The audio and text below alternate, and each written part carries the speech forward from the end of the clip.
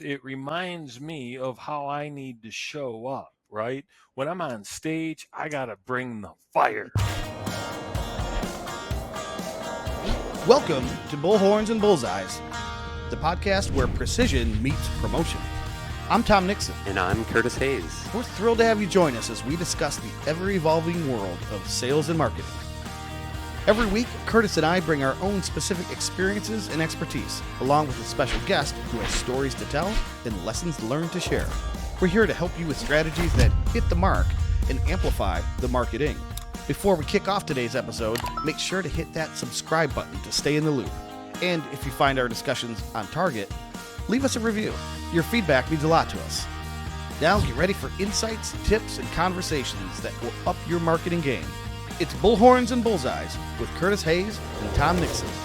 Let's ride. Curtis, I believe spring has sprung with this latest episode of Bullhorns and Bullseyes. How's it going? It's going great. Yeah, we had a turn in the weather there. I don't know if we should really count on Mother Nature keeping us in this springtime. We still might get some colder weather, but We've got a great guest today who I know loves spring, loves water, loves to be out enjoying nature. So let's talk to our guest today. Let's do it. You guys go way back, so I'm going to have you welcome him onto the show. How do you know Terry, who we're going to introduce here shortly? Yeah, let's take a trip down memory lane. So Terry, I think I met Terry. I could be wrong, but I think it was in 2009-ish. And I think it was at Walsh College. And he put on a clinic with maybe Charlie Wahlberg, it's another good friend, likely, on a little known app called Twitter and how to use Twitter in your business. And of course, Twitter is gone now. So Twitter's gone. It doesn't even exist anymore. So here I am at this training. I brought a couple of my colleagues with me from the agency I was with at the time, and then got to know these guys and would see them around Automation Alley back at the day. And they were always, doing training and coaching. And so, it's great to connect with Terry Bean again. With Tri-Bean is the company, man, and you had Motor City Connect back in the day, which was like social media platform before social media was as big as it was today. I mean, just the innovation this guy was coming up with. But he's the master guide, right, at Tri-Bean. So Terry, welcome to the show. Tell us what you're up to these days. Man, I appreciate you guys having me. Thank you. Yeah, it's funny. We just celebrated Detroit Day, right? I don't know if we ever date shows, but you're talking about springing or sprunging or whatever. And so recently, Detroit Day, March 13th, came and went. And, you talk about innovation. And I claim responsibility for that being a thing now. Right. There was a whole big movement on Twitter to get people talking about what they love about Detroit. And that kicked off about a dozen years ago when that conversation wasn't going to be joined in by nearly as many people as it is today. So that part was cool. And Motor City Connect was fun. And TEDx Detroit's been a really good time suck, if you will, over the last we're going to have year 16 here in 2024. So yeah, it's been a while, man. When Charlie Wahlberg called me in 2009 and said, let's put on a TED program, I would not have foreseen having this conversation 16 years later. Right. I was like, yeah, all right, that sounds fun. Let's do it. I've quit that group at least 74 times in the 15 years, dude. They drive me nuts, man. But we get cool stuff done every year. It always amazes me. Once I think I'm out, they pull me back in, right? It's exactly it. Man, the love of the day, though, it's just such a great event. And Charlie does an expert job of curating that. He's a smart man, Charlie Wahlberg. You're a force in this Detroit area. I mean, so much you've accomplished over the years, and so much networking and connecting that you've done with professionals. It truly is admirable. I appreciate that. Very kind. Yeah, and that's how I know. I should say know of you, Terry, because I can't claim that we know each other really well. But you popped onto my radar right around the same time. At the time I was running an agency, and we had this young up and comer named Brandon Chestnut, who was just enamored with all things social media. Is like, you got to see this thing that Terry and Charlie are doing. So that's how. So I see you've had a very high profile ever since, in part due to TEDx Detroit, but also because of your training and your clinics. And then when we finally, you said 16 years later, here we are. We're talking about inviting you onto our podcast, and then you suggest a topic that was a surprise to me. And you said, I want to talk about behavior. And I thought, well, that sounds like one of my teachers back in grade school who wanted to talk to me about my behavior, but that's not this. So what are we talking about, and how did you find yourself here based on the past that I'm familiar with?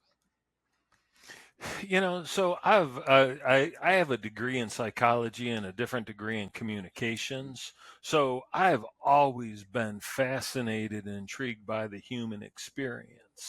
And so about 3.5 years ago, I'm going to show you, I had this piece of jewelry created, and it's a piece of turquoise and with some fire on top and some elemental water on the bottom, and it reminds me of how I need to show up, right? When I'm on stage, I got to bring the fire. I got to put that in people's bellies, light them up, get them ready to take on the world. When I'm not on stage, I got to remain cool. I got to be fluid. I got to just take things as they come but persist. And about a year and a half ago, I really started thinking about personality tests, behavioral tests, whether we're talking about DISC or Myers Briggs or Enneagram. They're all great, and I'm fascinated by all of them, but they're not intuitive enough to be easily understood. If I'm talking to someone, are you being a D or are you being an I? Are you a 3 or are you being an ENTP? Right? It doesn't translate well. And so I was like, you know what does translate well? Water, earth, fire, air. I can understand those things and I can make a connection in a heartbeat. So I started mapping out all the different characteristics that I believed each of those elements would represent in human form. And I was talking to a buddy, a guy named Steve Lois. Shout out Steve, awesome leadership guy, and in the staffing business, just for both sides. And he said, what are you excited about? And I said, oh man, I'm doing this and I'm mapping this out and I want to come up with an assessment and I want to replace DISC or MBTI, Myers Briggs, whatever, Myers Briggs.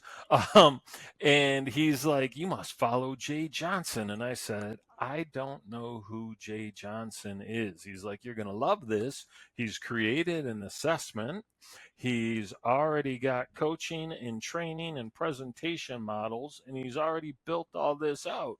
Went home, picked up LinkedIn, reached out to Jay, saw that he and I had been connected for 8 years or so, said, I just talked to Lois. He told me about what you're doing. I'm fascinated. Tell me more. And a few months later, I ended up in his behavioral guide program. So he's coaching coaches and trainers and consultants on how to implement this into their world to better serve their clients. So that's my journey into a deeper understanding of behavior. Fascinating. Cool. Yeah, I'm an INTJ, by the way. So I remember, I don't know what that means, but I remember. And somebody said, oh, that's like the weird one. I'm like, oh, That's the I weird thought one. that we weren't qualifying it that way, but okay. Um, so It's the only weird one out of 16 too. It's kind of Yeah, I amazing know. that you got that Yep. one. Um, well, we want to talk specifically about how behavior works into the marketing ecosystem and how maybe understanding behavior better can help a brand, say, align more closely with various consumer avatars. So, Curtis, you and I have talked a little bit, a lot of it actually, about ideal customer profiles, right? So, and then was it Mario that brought up the notion of an avatar the first time? It was, yeah. They call them dream avatars. We actually were talking about it yesterday on a call, and I had to say, like, Mario is my dream avatar, right? If I had a dream, customer profile, his organization is definitely it. But yeah, that's what they call him there. The ICP is their dream avatar. Nice. So not insane clown posse, just to be Correct. Speaking of the 313, yeah, exactly. yeah, dude, get some Fago. So, we talk also a lot about monitoring. Sometimes I call them behaviors, but I think in the analytics world, it's probably more like actions, because we don't know the things that are always driving the actions that people take. And so that's why we want to understand what are the emotions, what are the behaviors behind it. So is there something that we can learn from behavior that we can apply to the marketing world, Terry? I think so, right? And what you really can learn is how you communicate to each of the different elements, because they're going to want to receive information very differently based on what their primary driver is. So let's do a quick rundown, right? Air, the primary driver is the drive to learn. They want to get information. They probably end up wanting to share it. They're the innovators. They're the people that are coming up with new big ideas. They're usually not very judgmental. They're usually oftentimes in their own head. And you find air in very innovative leadership roles, right? Their weaknesses is tasks, right? Getting down, doing the nitty gritty, doing the linear thinking stuff, not their specialty at all. So that's one, drive to learn. Earth is the drive to defend, right? They are the ones that are like, this is the way we've always done it, and it's the only way we're going to do it. The status quo rules, we want it. They think linearly and they get stuff done. Air and Earth are perfect complements for each other. Air is going to drive Earth nuts, but they're also going to pull them out of their shell. And I'm not suggesting that Earth people aren't out of their shell. That's not what I mean. But they're going to challenge them to think differently and behave a little bit differently. Fire is the drive to acquire, right? They're the ones that they want to win at all costs. They're usually leaders, but they're also oftentimes fist pounding leaders, right? They're short, they're quick, they don't care about all the details at all. Fire the people that you want to give short, quick messages that paint a picture of them competing and winning the game. And if you really want to speak to them, gamify things, challenge them, right? They're the ones that are going to go, you can't tell me I can't do it. And so they get a little hot from time to time, and they can be decent people, but that's not always their specialty. Water is the drive to bond, right? These are your people. And what was fascinating to me, and I just learned this week, potentially just in time for this show, is of the 30,000 plus assessments that Jay Johnson, co-founder of Behavioral Elements, has administered, of the 30,000, 50%, half of people show up with water as their primary element. Wow. Right? So that watery feel, right? That bond, that community base is a really good way, and you got a good shot that someone you're talking to is going to have water as a pretty high element. 10% of those people are earth, right? So the doers and the people that actually get stuff done. So there's your framework, there's your overview. Sorry for talking so long, No, but it's kind of got to get it's out. interesting to me because it does sort of align with the DISC in Myers-Briggs, because you've got these quadrants, you've got 4 elements, but you're right. I think that's easier to relate to. Curtis, I don't know if your daughters are into, what's it called? Hogwarts. What am I thinking of? Harry Potter. Harry Potter. But They were at one time. Yes. Yeah. there's no way my daughter would ever remember what DISC stands for or any of the Myers-Briggs things, but she could tell anyone who's a Slytherin, who's a Gryffindor, Yep. who's a Hufflepuff, which I call Huff HR Puff and stuff, in Ravenclaw. But she's got this stuff committed to memory. So are your kids into that too? So do you, I Tom. do. No, I actually searched it. It's right here. Although I do know I'm a Slytherin, which sounded an awful lot like was it fire? I don't know. Well, they do. That started with quizzes. I mean, there were these quizzes you could jump online. My kids weren't on social media at the time they were taking those quizzes, but 4 or 5 years ago, their friends were sharing them, and you could jump on a website and answer a bunch of personality questions, and then they put you into one of the Gryffindor houses. Which house are you? Yeah, Yeah, yeah. for sure. So that's always fun. Um, Actually, my 15-year-old spent an entire summer, 2 summers ago. She would have been 13 at the time, studying NBTI, which stands for negative bias temperature instability. I think, right? Am I talking about the same thing? No, totally Totally different. different. No, Is it MBTI This yeah, is then? why. This it's is why it doesn't M, work. Yeah, it All is those right? M. acronyms See, run together. It, which it's Myers the I, Briggs type indicator. inventory type. Yeah, Type type indicator. indicator. That's See, it. man, proven wrong. Yeah, All this time, I yeah, thought yeah, she was saying NBTI, but she was really saying MBTI. And see, I didn't even yeah. know it's So yeah. half of what she's talking about. Like, and she can rattle off all the letters, and she knew exactly what we all were. Um, she'd probably say, and I might agree, I've got quite a bit of Earth in me, based on what you described, Terry. Hmm. So, What do you think, Tom? What do you think well, you'd I was be? going to ask. I was going to ask Terry to pick up on what you just said, Curtis. Is that we can't remember all these acronyms, but we can certainly remember the 4 of the 5 Right, elements, right? In right. nature. So, how do then? Because I think this is a great way. So now you've demystified it, or taken some of the science out of it, even though it's still based in science. It made it more accessible to the average person. So then, how does a marketing person, once they first, I would imagine they've got to do some sort of study and analysis on their I dream or the ideal client persona and avatar, and then how do we take what we know about them and apply it to the marketing? So it's really about the messaging, right? It's about the content that you put out. So if you in the challenges, you're going to find fire in all walks of life. You're going to find air in all walks of life. So it's not so categorically clear that you could just say, "Oh, well, all people that are engineers are earth and all people that are salespeople are fire." So that's the challenging part.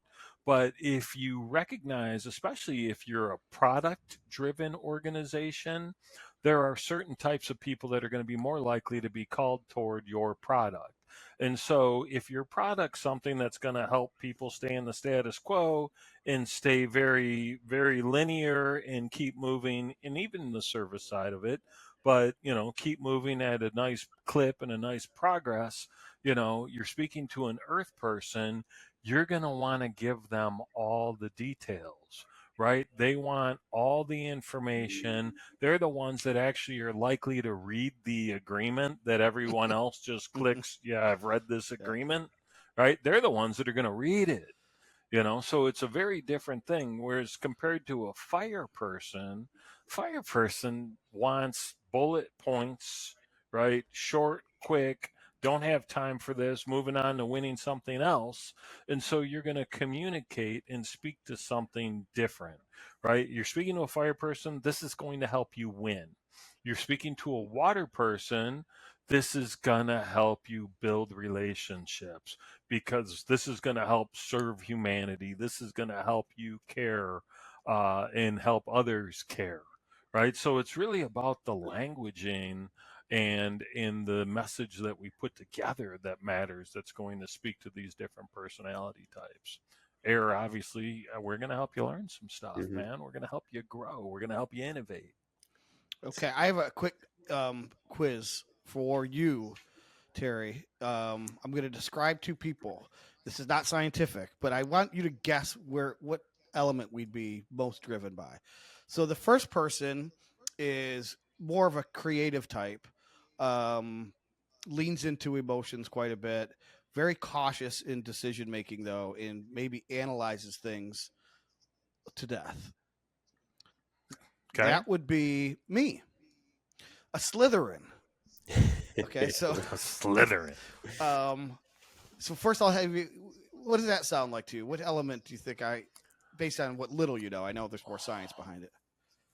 So here's what I can tell you. The creative side is usually air related, right? And the over analysis, That can fall under water because water people tend to have a difficult time making decisions quickly. But the analysis piece could be related to earth too. So I'd have to understand a little bit of how it shows up, right? Because there's a procedural process for everything in that world. And then I forgot what the third thing you said was now. I would say leans into the emotions more than say, even though analytical, I think what's driving the analysis here, you're going to give us some free psychotherapy today, is Sure. an emotion based reason. So it's not because I love analyzing, it's the fear of getting it wrong. So that emotion is driving the analysis. So That could be a water thing too. So it depends on what's the fear, right? Is the fear of looking wrong and looking silly in front of people? So it's really what's behind the fear that matters. Or is it the fear of wasting time, energy, money, effort, whatever the case may be? Because those are very different drivers that can still show up as an emotion we'll label as fear. okay, so this other person, hypothetical person, is a Ravenclaw. This is where you might find the most brainiest students, hardworking, a skill for learning. I would say this person is more of an engineering mindset and analytical, with strong attention to detail, but does not like tasks. Nice, nice. So it's a rare combination where you see people that are air and earth combined, right? And so if I could back up for half a second, um, you have a primary driver, right? You're going to have one that you score higher than in all the other categories. But that doesn't mean that you're best at the thing that you're highest at and you're worst at the thing you're lowest at, right? It just means the thing you're highest at doesn't take as much energy and effort for you to do. The thing that you're lowest at is probably going to suck the life out of you a little bit to do. For me, my earth is a 0.25.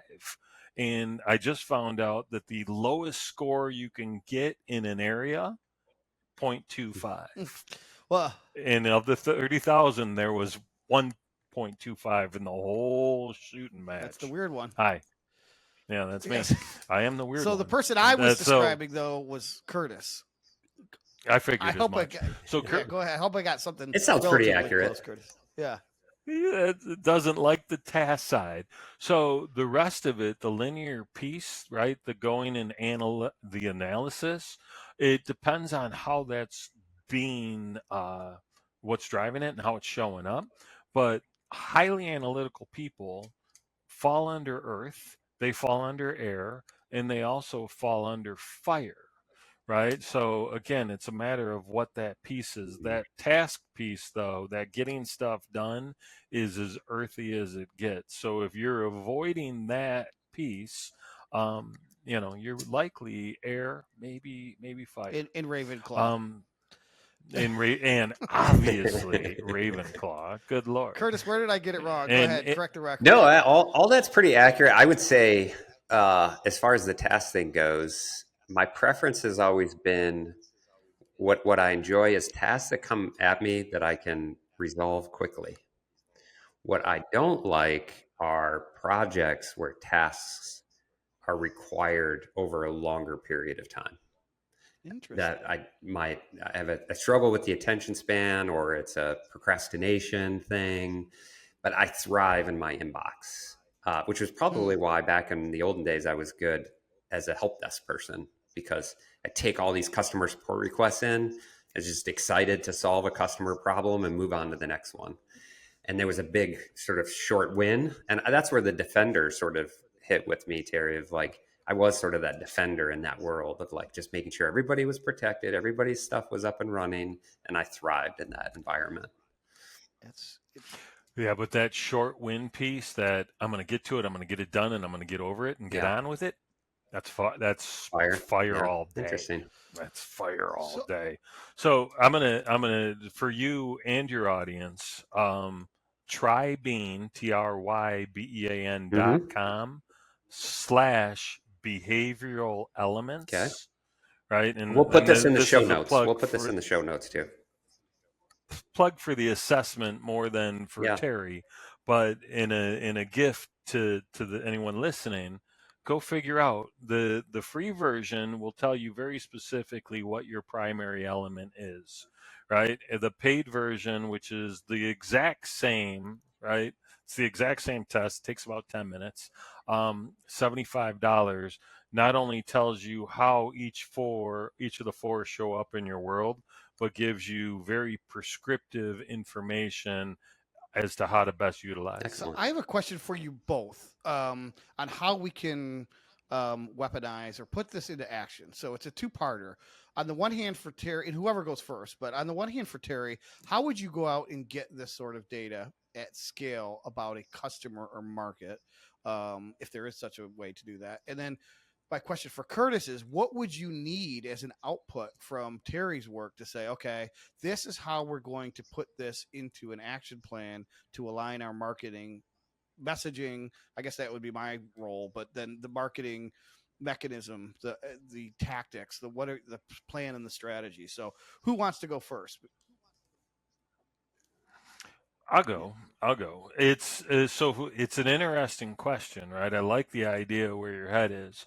Um, I don't know what a significant sample size is in this world to be able to say with certainty, hey, 67% of CEOs are fire and 20% are air and 3% are earth. I don't know how many CEOs do you have to take the test to be able to speak to that? How many marketing Hmm. directors, right? So I don't know what that bucket size looks like.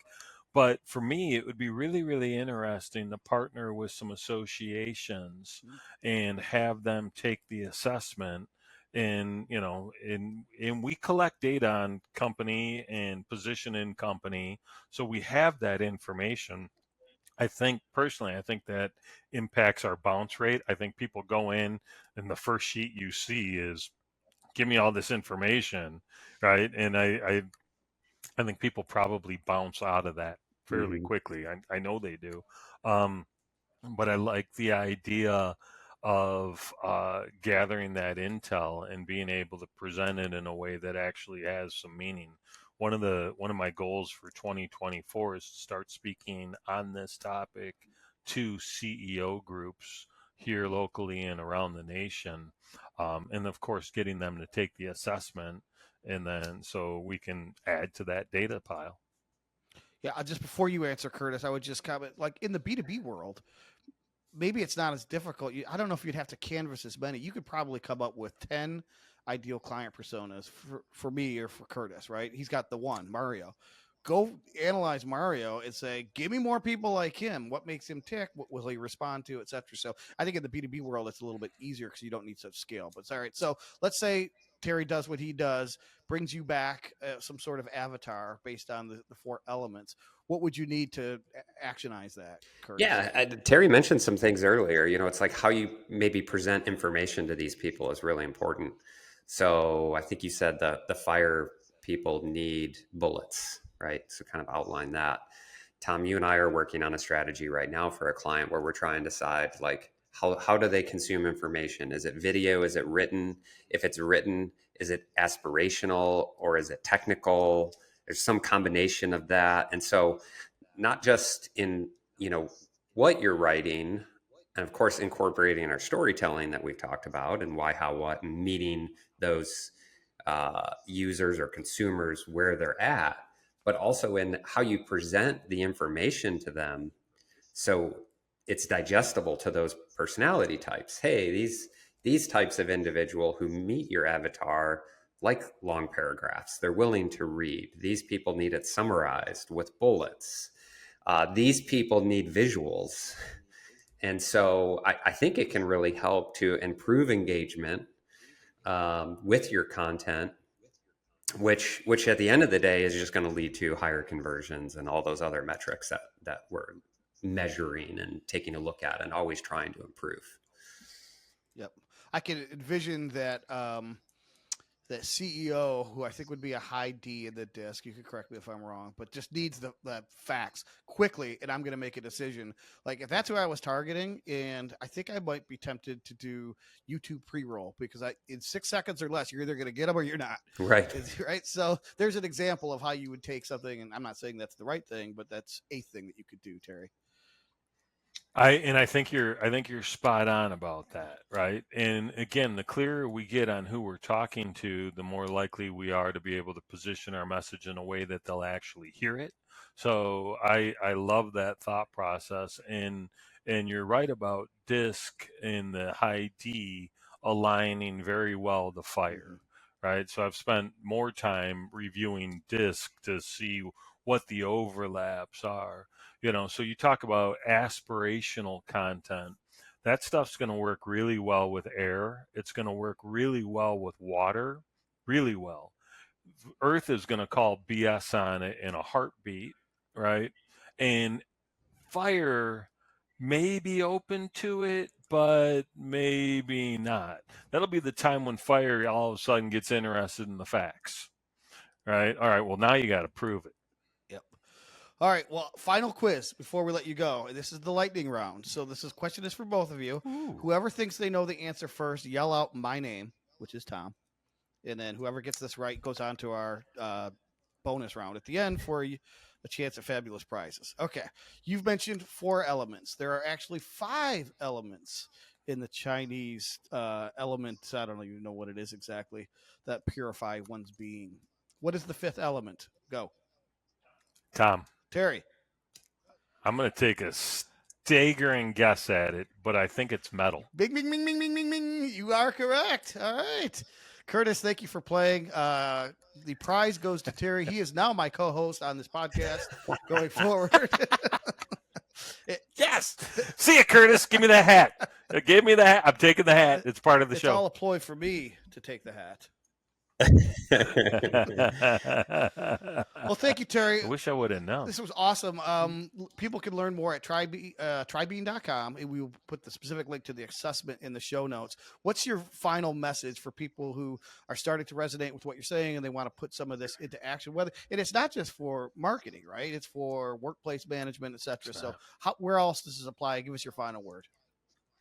So, you know what? It's really great for just communication in general. You want to deal with difficult conversations. Understanding where people are coming from is going to help you do that. It's going to help you relate to people more effectively, too. And my entire world's been relationship building and maintaining for 25 years. So that's why this made so much sense to me. I can see through people now, and that's really, really cool.